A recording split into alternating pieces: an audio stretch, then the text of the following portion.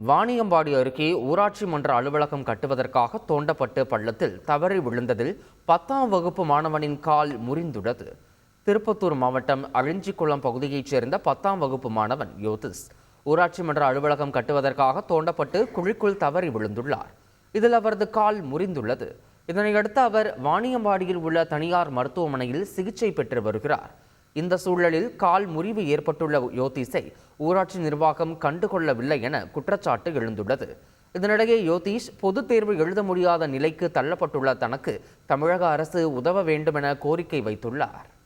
குரோம்பேட்டை அரசு மருத்துவமனையில் சிசேரியனின் போது குழந்தை இறந்ததற்கு மருத்துவரின் அலட்சியமே காரணம் என கூறி உறவினர்கள் திரண்டதால் பரபரப்பு ஏற்பட்டது.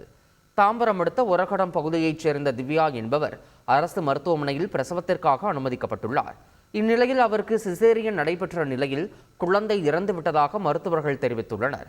இதனால் அதிர்ச்சியடைந்த திவ்யாவின் உறவினர்கள் குழந்தை இறந்ததற்கு மருத்துவரின் அலட்சியமே காரணம் என கூறி மருத்துவமனையின் முன்பு கூடினர்.